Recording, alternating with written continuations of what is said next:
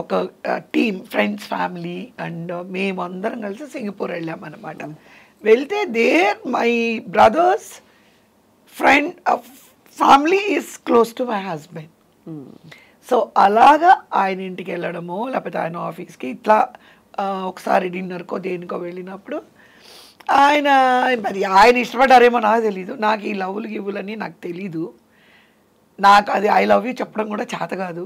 నేను I love you చెప్పింది ఒకటే మా ఆయనకి పెళ్ళైంది.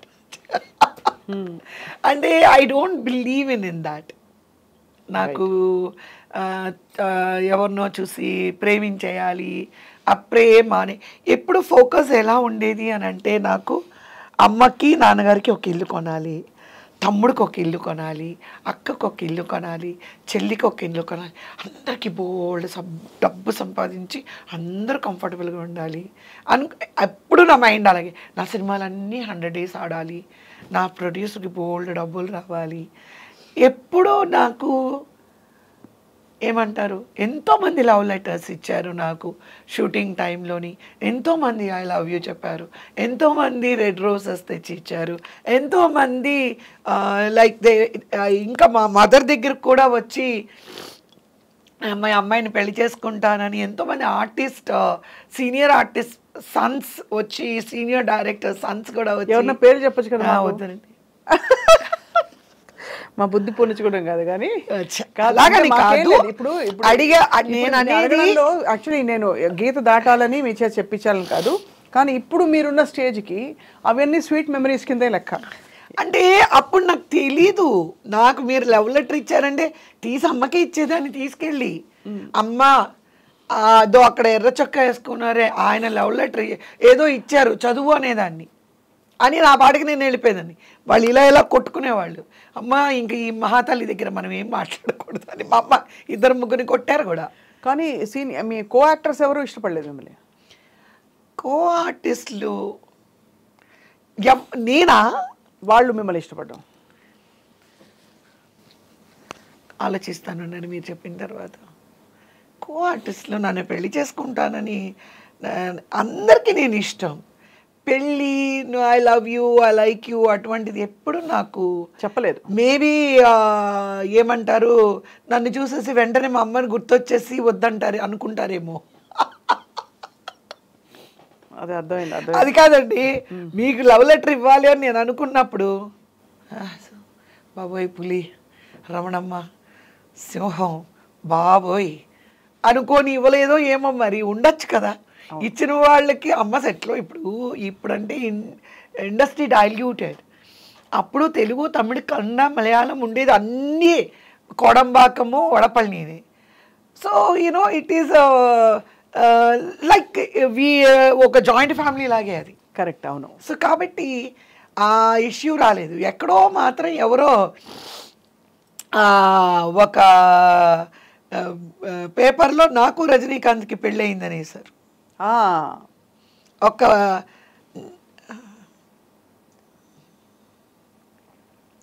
Nakkeeran cinema express.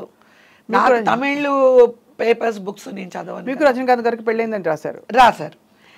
నేను మోహన్ బాబు గారు మేమంతా సెట్లో, అల్లు రామలింగ గారు మేమందరం కూర్చొని ఉన్నాము. అయితే ఎవరో వచ్చి మోహన్ బాబు గారి చేతికి ఇచ్చారు. కవిత గారి అమ్మాయి, ఆ పిల్ల కవిత ఇక్కడ ఉంది, ఏదో రజనీకాంత్ పెళ్ళయింది అని పేపర్లో ఇచ్చారు అని చెప్పి చూపించారు. పాపం మోహన్ బాబు గారు ఆ విషయంలోని మనం అప్రిషియేట్ చేయాలి. ఆయన చాలా కోప్పడ్డారు. ఎందుకు తను ఫుల్గా బిజీగా ఉండి ఏదో వర్క్ చేసుకుంటుందని వెంటనే ఆ ప్రొడ్యూసర్ని తీసుకొని వెళ్ళారు. అమ్మ రాజా గారు అనుకుంటా, పెద్ద ప్రొడక్షన్ అది. ఆయన, మా మదరు, మోహన్ బాబు గారు వెళ్ళారు. ఆఫీస్కి వెళ్ళి ఏదో మాట్లాడినట్టున్నారు. వాళ్ళు మరుపు అని నెక్స్ట్ వీక్ వేశారు. సవరణ అని చెప్పి, క్షమించాలి, ఇది ఒక మాకు ఎవరో చెప్పిన ఒక ఏమంటారండి రూమర్ మీద మేము రాయాల్సి వచ్చింది, మేము సారీ అడుగుతున్నామని చెప్పి వేశారు. అదొక్కటి మాత్రం వచ్చింది. తర్వాత మా హస్బెండ్ వచ్చి మా బ్రదర్ ఇన్ లాతో మాట్లాడి, వాళ్ళ బ్రదరు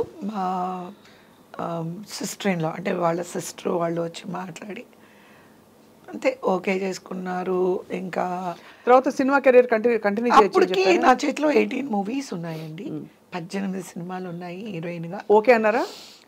ఉంటే రన్నింగ్ మూవీస్ చేయమన్నారు, కొత్త సినిమాలు వద్దన్నారు. మా వారు తాజ్ హోటల్లో కూర్చొని మా మదర్ అన్నారు అంత డబ్బు మేము తిరిగి ఇచ్చే స్తోమత లేదు, ఎందుకంటే ఇల్లు తీసుకున్నాము, మా అమ్మాయి పెళ్ళి చేసామనంటే మా వారు మెడ్రాస్ తాజ్ హోటల్లో కూర్చొని అందరు ప్రొడ్యూసర్కి డిన్నర్ ఇచ్చి అడ్వాన్స్లన్నీ రిటర్న్ ఇచ్చారు. ఆ డబ్బు ఉంచుకోవడం బాగుండదు, మీరు ఎవరెవరు ఎంత ఇచ్చారో లిస్ట్ ఇచ్చారని చెప్పి వాళ్ళందరికీ డిన్నర్ ఇచ్చి అంటే ఇంకా అయితే కట్ బంద్. అంటే న్యూ మూవీస్వి ఇచ్చేశారు. నాకు మ్యారేజ్ అయ్యి మా పెద్ద పాప పుట్టిన తర్వాత కూడా నేను సింగపూర్ నుంచి వచ్చి కొన్ని మూవీస్ నేను కంప్లీట్ చేశారు. పాప పుట్టిన తర్వాత ఏమనేవారు మీ వారు చూసి? ఆయనకి యాక్టింగ్ అంతా తెలుసా? ఏం చేసేవారు? ఆయనకి సినిమాల గురించి పెద్దగా తెలియదు. Is into business or he's in oil exploration in all over the world. సంబంధం లేని ఆయన సినిమాలు కూడా చూడరు, సినిమా వాళ్ళు తెలీదు. He got educated in London and he's a international business man.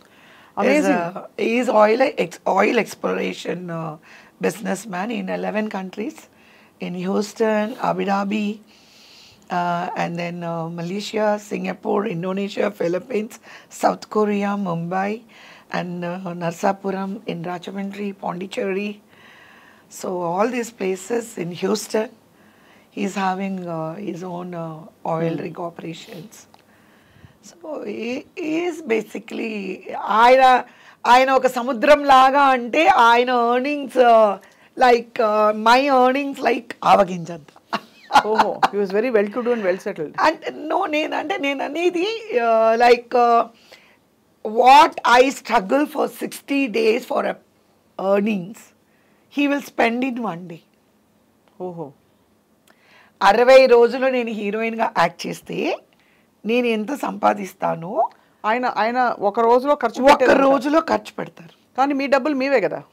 No, నేను ఇంటికి మాకు మ్యారేజ్ అప్పుడు ఆయన ఏం మాట్లాడారంటే ఆ కట్టుకున్న చీర కూడా చెప్పులు కూడా ఆయన కొనిచ్చినవే వేసుకొని రావాలి, జ్యువెలరీ అసలు అక్కడ నేను ఏం సంపాదించానో ₹1 కూడా నేను తీసుకురాకూడదు. That was the condition. ఇంత బంగారం అండి మీ ఆయన అసలు. తీసుకొని ఇంకా నాకు ఎదురు కట్నం ఇచ్చి పెళ్లి చేసుకున్నారు. అసలు అదుర్సు కదా, ఎదురు కట్నం అనమాట. So why not? బంగారు తల్లి ఇంత సక్సెస్ఫుల్ చిన్న వయసులో గలగలగలా అని ఉంటారు ఎప్పుడు. ఇంకేం కావాలి చెప్పండి ఆయనకి, అంతే కదా?